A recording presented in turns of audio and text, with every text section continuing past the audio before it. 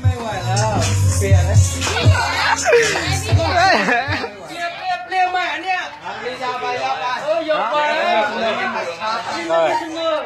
ไปตั้งหัวหม้อกุ้งมือเลยนะครับเพื่อ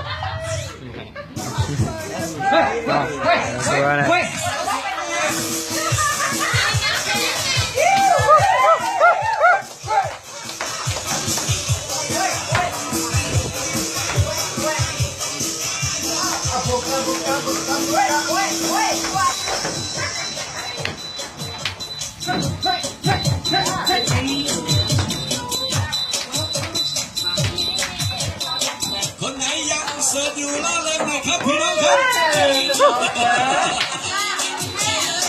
ช่วงนี้วัยรุ่นเชนหน้าเวทีเลยครับวัยชราอยู่ไกลๆก็ได้ครับไม่เป็นไรฮะ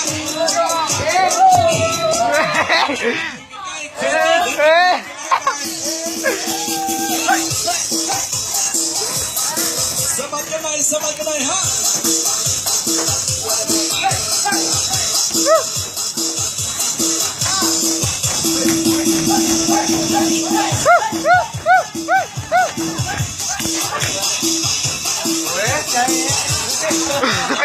สาวๆที่ยังไม่มีสามีทุกคนด้วยนะครับ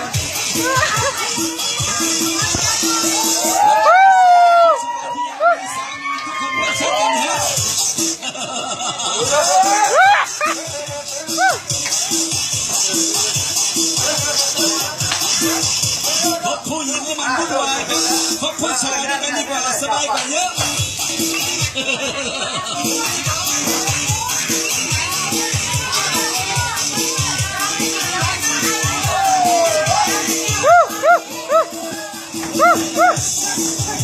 สมัยนี้ผู้หญิงหาแฟนยากครับเพราะผู้ชายส่วนมากหันไปกินกันเองหมดแล้วนะฮะ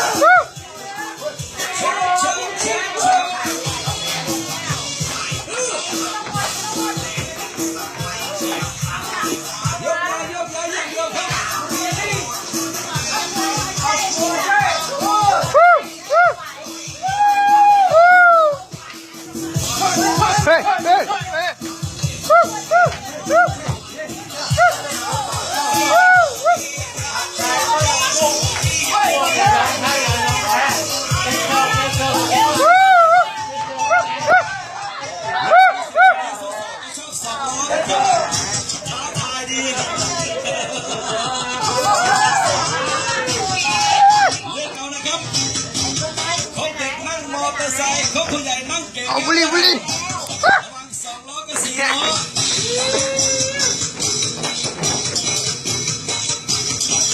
สบายสบ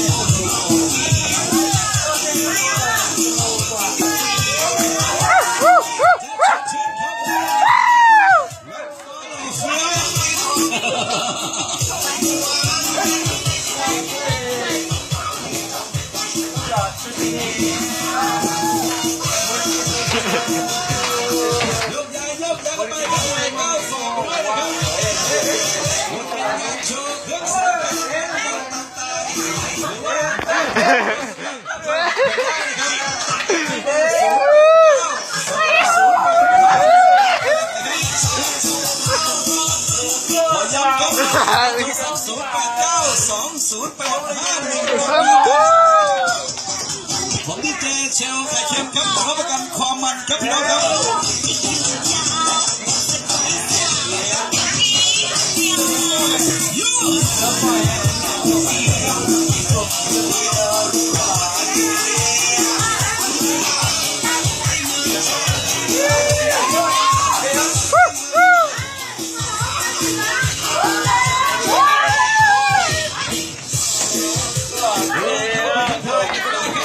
เฟซบุ๊กดีเจเชลไข่เค็มนะครับ